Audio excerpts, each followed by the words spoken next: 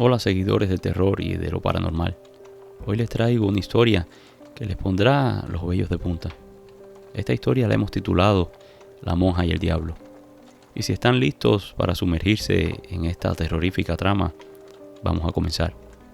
En el año 1973, en un pequeño pueblo en el norte de España, había una abadía donde las monjas vivían pacíficamente. Todo cambió cuando la joven hermana Lucía llegó como novicia para unirse a la comunidad religiosa. Lucía era callada y muy obediente. La madre superiora estaba muy complacida con la novicia. La chica no perdía tiempo, como algunas de las otras hermanas. La chica siempre estaba haciendo algo o estaba en la capilla rezando. Pero lo que sucedió a continuación fue un horror inimaginable para la pacífica comunidad. La hermana Lucía comenzó a tener unos sueños extraños y a escuchar ruidos en las noches. Inmediatamente le contó a su confesor. El sacerdote le había dicho que probablemente era el cambio, que cada persona reacciona de una manera diferente ante lo nuevo. La hermana insistía que aquello no era normal, y lo más aterrador es que afirmaba que el mismísimo diablo se le había aparecido, tratando de tentarla y de llevársela al infierno. El contenido de los sueños de Lucía llegó a los oídos de las otras hermanas. Las hermanas no le dieron importancia, pues pensaban que era simplemente la imaginación de la joven novicia. Pero pronto ocurrieron sucesos inexplicables que cambiarían todo. Una noche de invierno, bajo el más crudo de los fríos, la paz del sacrosanto lugar se vio interrumpida por unos gritos que venían de la celda de la novicia. Eran unos gritos terroríficos. Asustadas ante la posibilidad de la presencia de un ladrón, las hermanas se armaron con lo que tenían a mano. Las religiosas se reunieron frente a la puerta de Lucía, quien seguía gritando aterrorizada. Las hermanas pedían que abriera la puerta, pero la chica no abría. Segundos después llegaba la madre superiora con un manojo de llaves que contenía copias de todas las llaves de las cerraduras del convento. La madre introdujo la llave y abrió el cerrojo, pero la puerta estaba como clavada, como soldada. La puerta no abría. En ese instante se escuchó una voz ronca y profunda que aseguraba que Lucía era de él. Algunas de las hermanas, rosario en mano y rodillas en tierra, comenzaron a invocar la protección divina. Finalmente lograron abrir la puerta y ahí encontraron a la pobre Lucía, con la ropa deshecha, llena de moretones y arañazos. La madre la cubrió inmediatamente y le pidió a las otras hermanas que prepararan un té para la aterrada Lucía. La superiora tranquilizó a la chica y cuando ya pudo hablar, le preguntó qué había pasado. Lucía le contó que estaba dormida cuando comenzó a escuchar como un bramido. Cuando Lucía abrió los ojos, una figura enorme estaba parada ante ella, y antes de que pudiera hacer la señal de la cruz, aquel ser la tiró al suelo y comenzó a atacarla. La madre superiora comenzó a sospechar que el maligno atacaba a la chica por su santidad, como mismo había atacado a muchos otros santos a lo largo de la historia de la iglesia. La madre superiora inmediatamente notificó al obispo. Después de todo, tener una santa en el convento daría un gran prestigio. La madre le daba un tratamiento especial a la chica.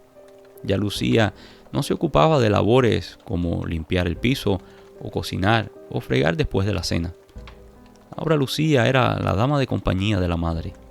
Las hermanas murmuraban a espaldas de la chica y algunas comenzaron a decir que la chica estaba fingiendo, que a ella nadie la había atacado.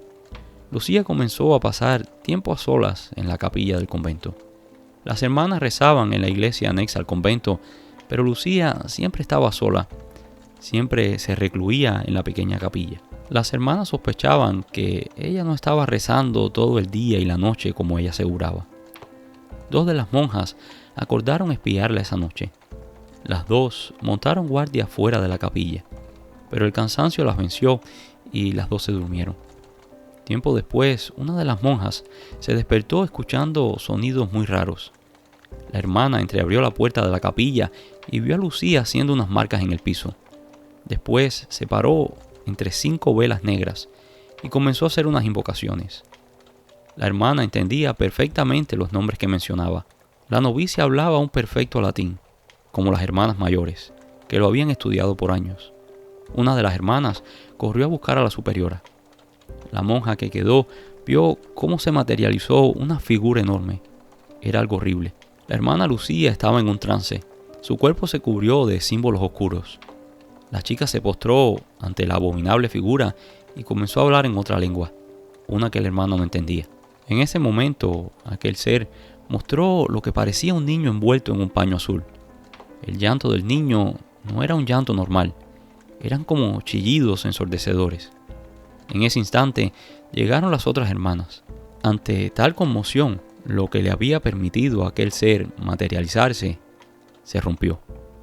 La madre quedó estupefacta al ver todos aquellos símbolos, las velas negras y a Lucía en el piso inconsciente. Las hermanas la levantaron y la llevaron a su celda. Inmediatamente avisaron al capellán. El sacerdote se encontró con lo más espeluznante que había visto en su vida. Las otras monjas intentaban ayudarla, pero la hermana Lucía estaba poseída. Y entre escupitajos, patadas y empujones, Lucía mantenía a las otras hermanas alejadas de la cama donde yacía semidesnuda. Una oscura fuerza había robado la voluntad de la chica. El sacerdote comenzó a rezar y las cosas comenzaron a calmarse. El padre mandó a traer el Santísimo Sacramento para exponerlo en el cuarto mientras las hermanas rezaban. Las cosas parecían calmarse. A la mañana siguiente la chica estaba mucho más tranquila, pero muy débil y solo lloraba. Al convento vinieron médicos, psiquiatras y otros especialistas para evaluar a la chica. La madre pidió a las hermanas que se turnaran de 3 en 3 y acompañaran a Lucía las 24 horas. Lucía tenía momentos de lucidez, pero después caía en unos trances horribles, en los que trataba de hacerse daño y decía palabras ofensivas a las otras hermanas. Había un par de hermanas que estaban escépticas y creían que todo aquello era un show, pero su incredulidad fue sofocada muy pronto. La hermana más incrédula, que era la principal del grupo, la hermana Inés, estaba rezando con otras dos. Mientras rezaba, miraba con detenimiento a Lucía. Inexplicablemente, Lucía se zafó de las ataduras que le habían puesto para protegerla. Lucía se incorporó y lanzó una mirada que traspasó a Inés. La piadosa Inés, dijo una voz ronca que venía de Lucía. Inés, la que dejó morir a su madre porque le dio su herencia a su hermano. La avariciosa Inés, que decidió encerrarse en este pestilente establo de hipócritas antes que casarse con un pobre que le ofreció su corazón. Inés quedó congelada. Aquellas palabras trajeron recuerdos y viejos arrepentimientos. Todavía estás a tiempo. Puedo darte el dinero que te pertenecía y que tu madre prefirió darle al vago de tu hermano. Y habiendo dicho esto, Lucía dejó ir una carcajada. Tú y yo hablaremos pronto. Solo déjame acabar con esta asesina de niños. Y Lucía volvió a caer en un estado de inconsciencia. Allí permaneció por horas. Inés pudo sentir las miradas inquisidoras de las otras hermanas, pero ninguna se atrevió a preguntar nada. Lucía perdía peso muy rápido y tenía muy mal semblante. Los médicos comenzaron a ponerle sueros para hidratarla y alimentarla. Pero Lucía, como atentando contra su propia vida, constantemente se arrancaba los sueros. Finalmente, el capellán del convento consiguió un sacerdote exorcista que vino desde la diócesis de Roma para combatir a aquel espíritu maligno. En cuanto el sacerdote entró en el convento, Lucía se volvió como loca. Se puso en 4 patas como un perro y comenzó a reír. Hoy me llevo esta puerca, decía. Diciendo esto, entró el padre, ensotanado, con la estola y otros elementos que usaría para la expulsión de aquel ser. Y antes de que el sacerdote comenzara a hablar, de la garganta de Lucía salía una voz gruesa que retumbaba en toda la habitación, y con un tono de burla comenzó a decir: aquí estamos todos reunidos para enjuiciar a esta pecadora que fornicó con un sacerdote, concibió un hijo y después lo asesinó. Ha llegado el verdugo que castigará a esta pecadora criatura, cuya alma he venido a buscar para torturar por los siglos de los siglos. El sacerdote no prestó atención y seguía concentrado en los preparativos. Otra vez la voz interrumpió. Di amén, mojigato. ¿Crees que podrás salvar a esta? Ya esta está a un paso del fuego del infierno. El padre comenzó el rito, pero la voz continuaba interrumpiendo. Confiesa, asesina, cuéntale al padre lo que hiciste. El sacerdote seguía rezando y llevando el rito. Por 3 horas, el padre peleó con aquella bestia, pero no cedía. Aquello no sería cosa de un día. El padre pidió que mandaran a otros 2 sacerdotes para que lo asistieran. Los médicos daban un pronóstico muy reservado para la chica. Bajo aquellas condiciones, no viviría más de una semana. Los sacerdotes trataron de acelerar el proceso para liberar a la chica de aquel demonio, pero fue imposible. El exorcismo que intentaron falló miserablemente y la hermana Lucía murió. Según se supo después, Lucía había tenido una relación ilícita con un sacerdote de su pueblo. La chica quedó embarazada y para evitar el escándalo, fue a una bruja que la ayudó a interrumpir el embarazo. Después de aquello, el sacerdote terminó aquella relación. Lucía, horrorizada por lo que había hecho, prometió entregar su vida a Dios para limpiar su pecado. Después de la muerte de la hermana Lucía, la abadía se sumió en la oscuridad y en el silencio más absoluto. La superiora falleció poco después, y Sor Inés tomó el mando del convento. Algunos encontraban la repentina muerte de la madre superiora un poco raro. Sor Inés se encargó de ir cambiando a las hermanas y traer nuevas. Por el bien de la orden, mejor era hacer que todo aquello se olvidara. O tal vez era lo mejor para Inés, pues lo que había dicho el demonio se había difuminado como fuego salvaje por el convento.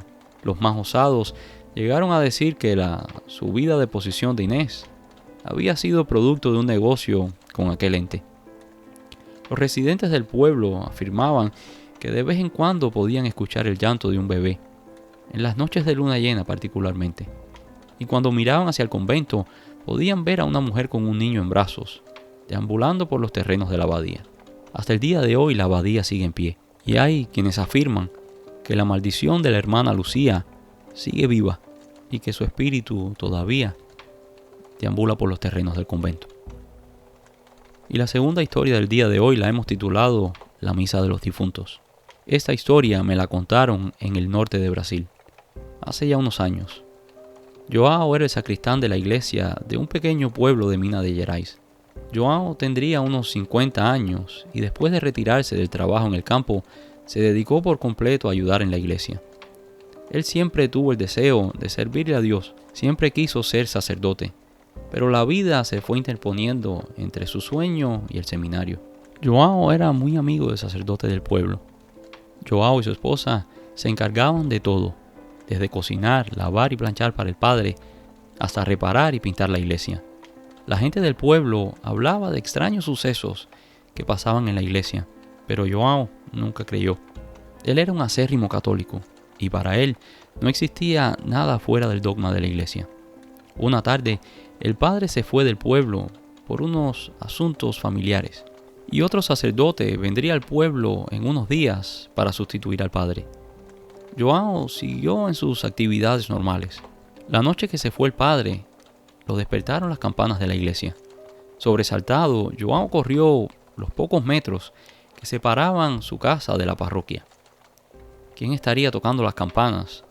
Nadie tenía llaves de la iglesia más que él. Fue solo poner la llave en la cerradura para que las campanas dejaran de tañir. João revisó toda la iglesia, pero no había nadie. João durmió aquella noche en la iglesia, pues temía que fueran a robar o algo peor, que fueran a vandalizar el templo. A la mañana siguiente, los vecinos preguntaron curiosos por qué las campanas habían tocado a medianoche. Él les comentó que no sabía, que tal vez había sido alguna broma. La segunda noche transcurrió tranquila hasta la medianoche, cuando volvieron a sonar las campanas.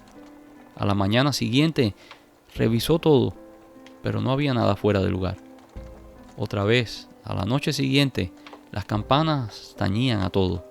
Y otra vez João salió corriendo en busca de los intrusos que osaban tocar la campana. Pero otra vez nada. Así pasó por 3 días seguidos. Al cuarto día, las campanas no sonaron. Intrigado por aquel silencio, João se asomó. Eran las 12 de la noche, y toda la iglesia estaba iluminada. Primero pensó que tal vez el padre habría vuelto, pero después pensó que el padre había dejado las llaves con él para cuando viniera el otro sacerdote. Así que seguramente eran los que habían estado tocando las campanas. João corrió a la iglesia como las 3 noches anteriores. Iba dando tropezones y maldiciendo a aquellos desgraciados que estaban vandalizando la iglesia. Abrió la puerta y ahí estaba toda la congregación reunida. La iglesia estaba a reventar. El celebrante estaba de espaldas a la congregación, como era la costumbre en aquellos años. El celebrante hablaba en latín y los fieles también respondían en la lengua de la iglesia. João pensó en acercarse al altar, pero no quiso molestar, así que permaneció de pie, sin saber que recibiría el susto de su vida cuando el sacerdote celebrante se volvió al pueblo. Era una carabela. Y también los fieles que asistían a la misa ya no formaban parte de este mundo. João cayó al piso inconsciente y así permaneció hasta que uno de los vecinos lo encontró acostado a la entrada de la iglesia. Bromeando despertó a João. João, deja de tomarte el vino de la misa. Mira cómo estás de borracho. João se despertó, pero no se atrevía a contarle a nadie lo que había visto. Solo se lo contó al padre, bajo secreto de confesión. El padre le comentó que hay historias que se han visto almas del purgatorio asistiendo a estas misas espectrales buscando el perdón divino. El padre, para tranquilizar a João, le prometió celebrar una misa por las almas del purgatorio, y así fue hecho. João siguió siendo sacristán de la iglesia hasta su muerte, pero nunca más volvió a entrar a la iglesia a medianoche. Y hoy vamos a terminar con un short, con la leyenda de Don Bartolo.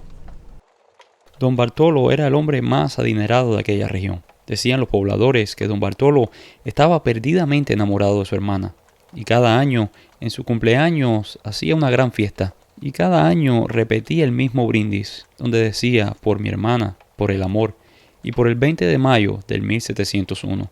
Los asistentes a las celebraciones siempre quedaban con la duda de qué pasaría aquel lejano día. Inevitablemente, la fecha a la que Don Bartolo hacía alusión llegó. Ese día, a las 12 de la noche, una fuerte explosión sacudió a todo el vecindario. Los vecinos fueron a ver qué pasaba y se encontraron a la hermana de Don Bartolo muerta en el piso y el cuerpo de Bartolo incrustado en el techo. No pudieron sacar el cuerpo de Don Bartolo hasta que hicieron un exorcismo. Cuenta la leyenda que Don Bartolo había vendido su alma al diablo y que aquel contrato expiraría el 20 de mayo de 1701 a cambio de tener todo el dinero del mundo para complacer a su hermano. Y esto es todo por hoy. Espero que estas historias les hayan gustado. Si lo hicieron, déjanos un like y si no lo has hecho todavía, por favor suscríbete. También te invito a que recuerdes activar el icono de la campana para que recibas notificaciones cada vez que publicamos nuevo contenido. Muchas gracias y nos vemos en el próximo video.